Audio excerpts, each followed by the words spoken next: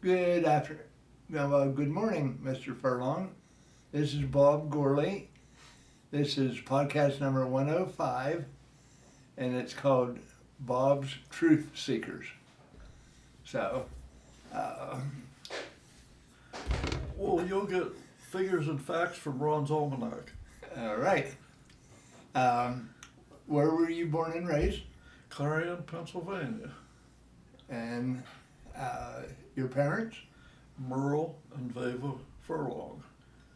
Mother's maiden name was Beislein. Brothers and sisters?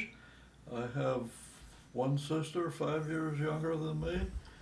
I have one brother 19 years younger than me, and I have a brother that's just deceased about a year ago that was 16 years younger than me. Where did you go to high school? Clarion High School, graduated in 1958. 58. What did you learn at Clarion High School? Pardon me? Something that you learned at Clarion High School? Something that I learned. Yes. Well, that's interesting. I learned a lot of things. I guess a lot of them weren't good. But Who was your favorite teacher when you were in high school? my favorite teacher, I probably had a number of them. I had one in particular that was very accommodating to students, Mr. Doverspike. He taught mathematics, and he was just a very kind, older gentleman at the time, and I was always impressed by him. Then when you got out of high school, what was the next development in your life? Well, I planned to go to college out in Cleveland, and then I decided to join the Army, and I got rejected physically on 2 occasions, so I went up to General Electric in Erie and served a 4-year apprenticeship and graduated from their night school. And did you go to work up there? I did. I worked up there that was part of the program. You worked during the daytime to get your apprenticeship, and then went to night school at night, which was affiliated with Barron Campus, and got an associate degree in engineering through that program, and worked there for 7.5 years. And then we decided to move out of Erie and come down to Clarion County and finish raising our kids where we grew up. When did you come about getting married? When did I get married? Yes. 1960, November 26th. And how did you get to know this fine young lady? Well, it's a long story. I'd always seen her and knew who she was, as had many people around Clarion County, because she had a nice, pretty yellow Ford convertible with long flowing locks, and I thought it was the prettiest girl in Clarion County, so I made it a point someday to try and introduce myself to her. So her and a girlfriend were at a dance out by Strattonville, and my friend and I were out there, and we just kind of imposed ourselves on them, and dancing and talking, and she was out there with her convertible. It was a nice warm summer evening, and they had the top down, and they said, well, we're leaving, we're going home. So my friend and I went out and jumped in the back seat of the car. We just jumped right in, and she said, what are you doing? We said, we're going along. And she insisted we weren't, but that was the beginning of it. And how long from then until you guys got married? That was in early 1960, I would say. In the early spring. We got married in November of that year. And how many children do you have? We have 3 children. Tracy, she was born in 62, Sherry was born in 65, and Greg in 68.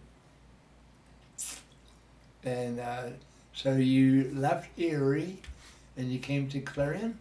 We actually, we came down in 67, and at that point in time, it was very difficult for some reason, whatever reason, to find rental houses in Clarion. We just couldn't find one. So the closest one we found was in Freiburg. We knew nobody in Freiburg, but it was a nice house and reasonable rent, and so we rented it up there, and then we're up there for about 5.5 years, and truly enjoyed it up there. Met a lot of nice people. I'm going to add, my granddad had told me he had done a lot of work in his career, particularly wiring, when electric come through Clarion County. And he said he had wired the Catholic churches in, I think, Freiburg, Crown, and Lucinda. And he said, "You're not Catholic." So he said, "You're not going to get to know these people from church." But he said, "There's some fine, fine German people up there," and he said, "You're going to have friends for life after you've been up there a while." And he was right. A lot of good people everywhere, but we made a lot of good friends up there. Is Furlong a German name? I really don't know. I've done a lot of research on it, as has some of my cousins and so forth, and we think it. I had one fellow tell me, an old timer down in Pittsburgh, tell me that he knew a Furlong, claimed that his family, excuse me, came from Austria, and they went down the Rhine River to avoid religious persecution many years ago, I think in the 13th century or something like that, and then ended up going over to England, Ireland area, and then from there come over to the United States. But there's a lot of Furlongs in Ireland. The research we've done, my one cousin's got us back to the 15th century. And to be quite honest, he's never really said what our nationality was. So your parents were in the United States. Were their parents in the United States, or when did the Furlongs? No, they were already over here. The Furlongs have been here for a while. They've been here for a while. I can't tell you that time frame. So you're three children, and how many grandchildren do you have? 3 grandchildren. 3 grandchildren? 2 by Tracy and 1 by Sherry. And now you're starting to get great-grandchildren. As a matter of fact, I do have one. I have one, her name's Milana Montana. Father Luca and mother Elizabeth. Well, Elizabeth previously had a good last name, didn't she? She what? Her maiden name was a Gorley. Oh, is that right? So, okay, so you got down here to Freiburg, and then from Freiburg, where did you go? Right where we're sitting. So, and you built this place? We built it entirely. We bought 35 acres here, and in I want to say about 68 or 69, we had pursued the gentleman owned it for quite some time. He didn't want to sell it. He said he had got it in 1942, him and his father, for timber investments, and that the taxes were low, and he wanted to take some more timber off of it. Well, he timbered it in, I believe it was in 68, and pretty much clear cut it. And his wife finally called me one night and said, "You better get down here right away, because I think he's might be willing to sell, and he's liable to change his mind real quick." So I ate supper and immediately went to his house. They lived in Freiburg as well, but we've been here ever since. 72 we moved in here. And what was your main source of livelihood while you were here? Pardon me? Your main source of income and livelihood? Oh, at that point in time I was working at Knox Glass. I came down from, as I had stated earlier, we wanted to raise our kids down here, so I made an effort to interview at different places down here, and I worked at Knox Glass for about 3.5 years as a corporate industrial engineer. And then the rest is history. Well, after you left Knox Glass, then what did you do? I taught up at the Votech in Oil City. I taught 1 year up there machine shop for 10th, 11th, and 12th grade boys, and also did night classes with students from Polk. That was back when they were trying to deinstitutionalize a lot of these people, and that was one of their first exposures with the outside world. They would bus them to Oil City every night, and we had them for, I think it was about 3 hours, and they were trying to get them used to the outside world, because their only exposure up to that point had been in polk. And that, I've really enjoyed teaching, but the interface with the polk kids was really a rewarding experience to me, because it was, you had a lot of them that were in there because of social issues from years ago, not because they were mentally retarded, but because they had, were abandoned. Had one student in particular said he killed his mother when he was 12 years old, and he was very matter-of-factly about it. I mean, I'm sure he had some mental issues, but the bottom line is if you're in polk for 20, 30, 40 years, if you didn't have a mental problem when you went in there, you've achieved one from just living in a place like that. But anyway, that was a rewarding experience. So you taught for 1 year? Just 1 year, yeah. Okay, and then what? Well, I got into industrial sales, and had a gentleman that called on me that wanted to know if I was interested in, because I went to work at Joy. I forgot that. Joy Manufacturing? I worked at Joy Manufacturing for almost 4 years, and I was a buyer there. I was a supervisor in a shop and also a buyer in purchasing. And one of my clients from my purchasing experience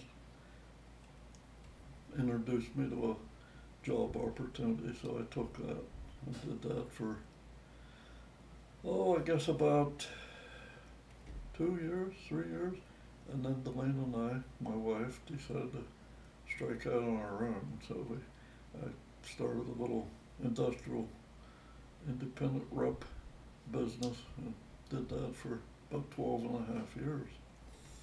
Did you travel much during these years? My wife would say I traveled way too much, and it probably was for her, but it wasn't extensive. It would maybe be for a couple days a week. How far area did you have to travel? Initially, I was just western Pennsylvania, and then I had an opportunity to represent a line that had got rid of their rep out in the eastern area, and I had known what the sales in that area was prior to them getting rid of this guy, and I knew what it was when they wanted to get rid of him, and I could see a great opportunity to make a decent income pretty quick, because I represented the same line in western PA, so I was very familiar with the product. So I had the whole state of Pennsylvania, Virginia, West Virginia, Maryland, and did that then for about 6 or 8 years, and then started having a little bit of health issues and was worried about health insurance for the long term. And one of the companies I represented had offered me an opportunity. They wanted me to come with them they were getting rid of independent reps, and they wanted me to come with them as an employee. And of course, it had all the benefits that come with working for a big company, savings plan, which we already had established, but benefits, medical benefits was my concern. So I worked for them for, I guess about 7, 8 years. And then things started going downhill with them. Their business overall started suffering, and of course they were blaming it on every rep that worked for them, which is naturally what you do. And one of the distributors that I called on, that was a distributor for their product down in eastern PA, he wanted to know if I wanted to come to work for him and just accommodate a few key accounts that he had in Pennsylvania. So I did that and for about 8 years or so, and then retired. Have you been outside of the United States? Yes, Delane and I went to England and spent 2.5 weeks over there a friend of mine through this company that I worked for that lived in Seattle, Washington. Him and his wife went to England quite often, and they liked traveling on canal boats over there. I don't know if you're familiar with them, but No. they're like a motor home on the water. The boat that we were on, there was three couples of us. Took one couple from Seattle where he lived, Lane and I, and then another couple from down in, I think it was Albuquerque. We all met in England, and the boat was, I think, 56 feet long and about 8 foot wide. It was like a big motor home. It was all steel. You could, to get from one end of it to the other, if you wanted to do it quickly, you just walk back on a roof. And inside the boat sat fairly low in the water. And I don't know if you're familiar with the canals over there, but they're just thousands of miles of canals in England. They go anywhere, and they have all these locks that you operate manually. So you get somewhere and you got to change. You get out of the boat and you operate this big lock manually, and you wait for the water to come up and move you to the next water. It's very interesting. The the propulsion for the boat was a small diesel engine, and it would only go about 4 miles an hour. It was very, very heavy, could be in solid steel. It would sleep, I think, 6 people, had a kitchen in it, bathroom in it, living room, which converted into a bedroom, then 2 other little bedrooms. But it was very fascinating, very interesting, and but it was also very boring traveling at 4.5 miles an hour. And in England, they have so many of I guess they're hedgerows that grow up on both sides of the canal. So you're sitting down in there, and what you envision to be a very attractive and beautiful scenes, which there were, but a lot of it was you're just sitting down there looking at the hedgerows on each side of the canal.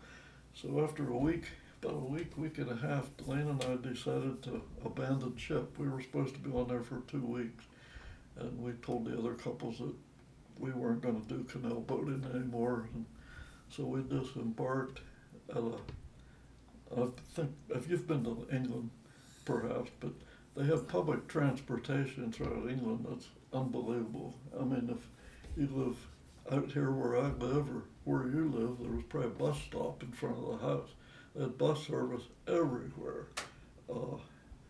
Sewage and water all throughout the country, everywhere, even out in the remote areas. But we had stopped to get some supplies at lunchtime, and I told Elaine when we docked the boat at this bridge and walked up to the top of the hill and top of the bridge there at the roadway and picked up a bus into town, went into town and got supplies. And I said, this looks like a good place for us to jump ship. We got a bus right there. So when we got back, we got our luggage and walked back up to the bus stop. And we took a bus to, I forget the town now, but then we jumped on one of the high-speed trains and took it back to where we had met these people, because we all flew into Heathrow, and then we rented a car, left right-hand drive, which is an experience if you've ever done that. And because we got in the car and I started laughing, Delane said, what's so funny? I said, well, if we can get out of this airport and through the first roundabout, I said, well, we're going to be okay. But I said, I can't imagine spending a week driving this rental car. So we got through the first big roundabout and started down the expressway. They don't call it expressway, what do they call it, motorway? At any rate, I was laughing. I said, boy, we've made it. And then I got a funny look on my face, I guess. He said, what's wrong? I said, we're going the wrong direction. We got to go back through that big roundabout again. I said, according to that sign, we're not headed where we want to go. At any rate, we got to where we met the people for the boat trip, and so that's where our rental car was. So that's why we had to we took a train back to that area, train and bus, and then we went from there back to, where did we go from there? I guess we went to Scotland then from there. We drove up through Scotland, went up into Edinburgh, stayed at mostly bed and breakfast. And then after a week up there, we come back down and back to the States. You were in England and then you went to Scotland. Do you Yeah. have to go on a boat to go to Scotland, or can you drive? We drove. You can drive right to Scotland. Yeah, and it's all mountains and beautiful country. What type of accommodations did you stay in since you were off your boat? Mostly bed and breakfast. Bed and breakfast? That's all we stayed in, yeah. They didn't have, I don't know if it's different now, they didn't have traditional motels like you see here. They did on the motorways some, but they close up early at night, and they're nothing like over here. It's almost all private bed and breakfast, which is interesting. Then when we come back from Scotland, we spent 3 or 4 days in London before we flew back. Okay, so you came back here, and did you? What was your next form of financing? Well, I was still employed Okay. by that company that asked me to join them because it was one of my fellow employees that lived, one of my fellow employees that lived in Seattle, covered the area out there. He's the one that got us talked into, suggested we go to England. And What was you doing when you retired? when I retired, Between then and you eventually retired. the same thing, doing the cell. Okay, so you retired from there. Yeah. How's your health been? I guess I could say good compared to the alternative. And Delaney, my wife and I both experienced some scary health things, but they've worked out quite well. if you had the opportunity to dine with anybody ever, who would be somebody you'd pick to dine with? To dine with? Yep. Probably Bob Gourley. Ah. Well, Aside from that, somebody else. I was talking like, somebody important. Oh, you're important. That's a good question. I never given it any thought. I don't. I'm not a hero worshiper. Neither one of us are. We respect people and what they do and what their jobs are, but we don't cater to any particular. That's a good question. I'd never given it any thought. Who would I dine with? Probably my wife. Perfect. She would appreciate that comment. How about any good books that you've ever read, or The Bible. the Bible is an excellent book. And then, have you ever seen a good movie that you thought was like one of your better movies? We've never been much in moviegoers, so we've probably seen a few, but nothing that really stood out to me. If you were going to give some suggestions for the youth of today, what would you suggest for them? I guess be respectful, obey the law.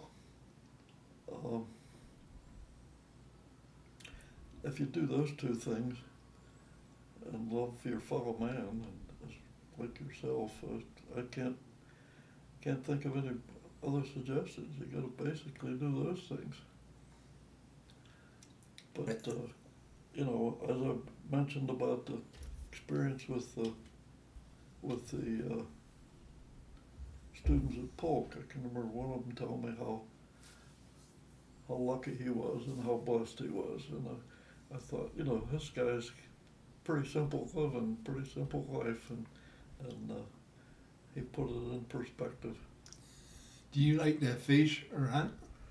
Used to fish a little bit when my son was younger. Still hunt some, mostly just deer. I'm not interested in getting them anymore. It's more getting out and enjoying with my son and anybody that's back here hunting. Is there any other subject you'd like to talk about while we're discussing? Not that I can think of. Well, I would like to thank you for this interview. I appreciate it. And we'll be signing off. Thank you, Bob.